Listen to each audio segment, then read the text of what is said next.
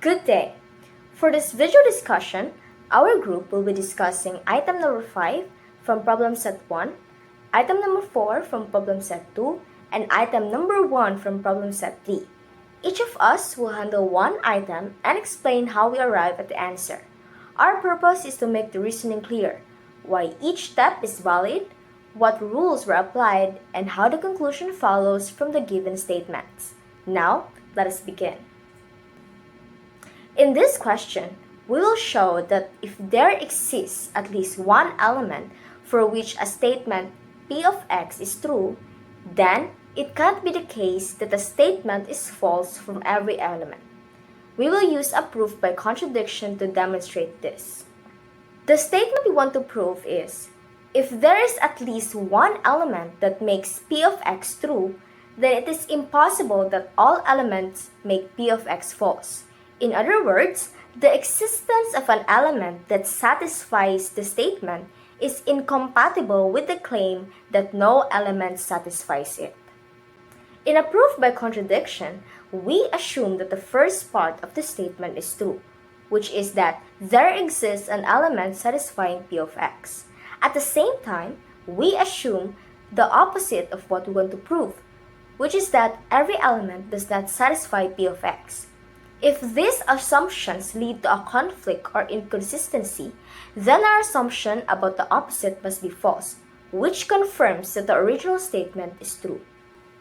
We start by acknowledging that there exists an element, let us call it A, for which P of A is true. This comes from the first part of our statement. Next, we assume that the conclusion is false. That would mean that every element, including A, does not satisfy P of x. In other words, P of A would be false under this assumption. Now we see the problem. From the premise, P of A is true. From our assumption, P of A is false. This cannot happen because a statement cannot be both true and false at the same time. This is a clear contradiction. Because assuming that every element makes P of x false led to a contradiction, this assumption cannot be true.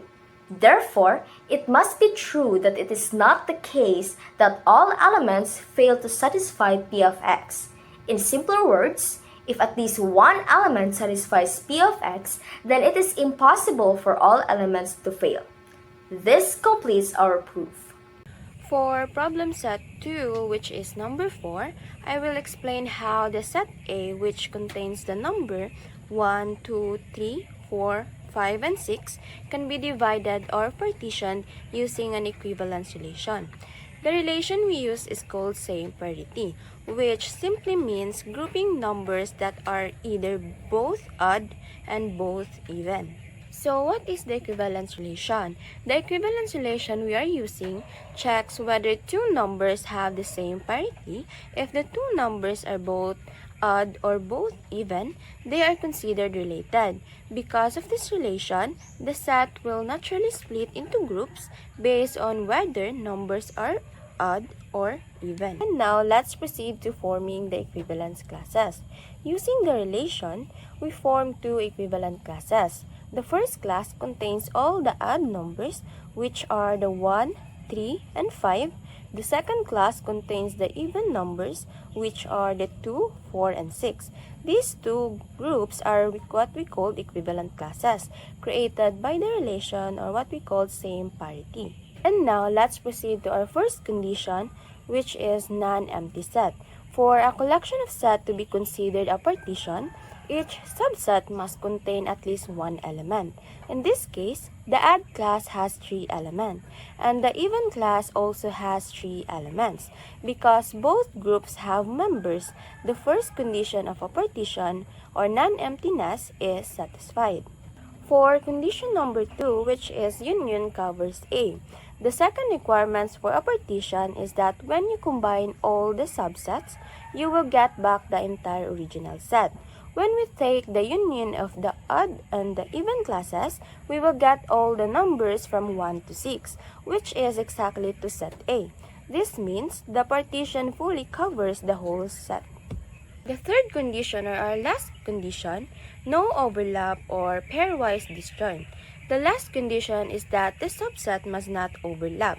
In our case, no numbers can be both odd and even at the same time. This means there are no common elements between the two equivalent classes, so their intersection is empty. This satisfies the third condition of a partition.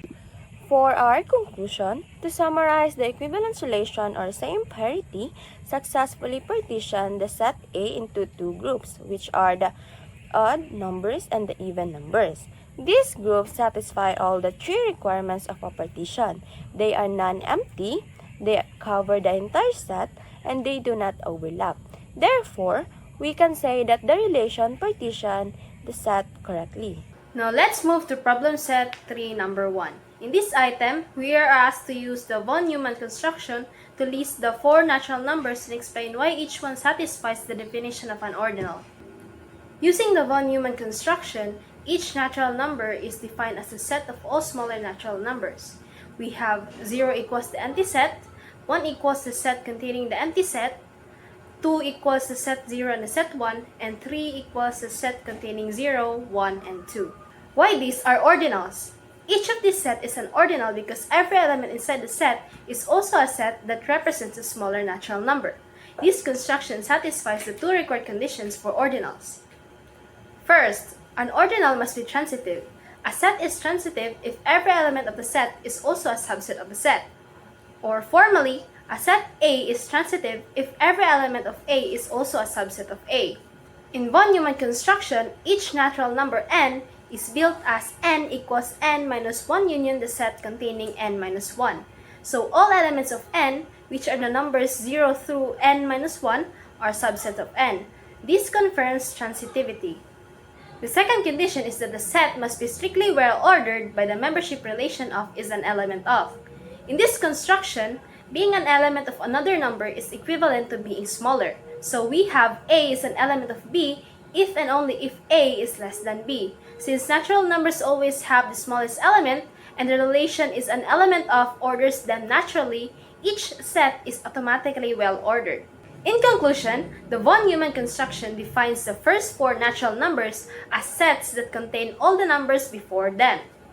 This structure makes each natural number transitive because every element of the set is also a subset representing a smaller number. Additionally, the membership relation of an element of aligns perfectly with the usual ordering of natural numbers, meaning that A is an element of B happens exactly when A is less than B. This ensures that the sets are well-ordered.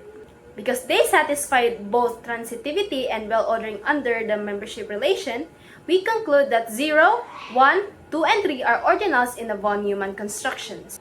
This concludes our group's presentation. Thank you for listening.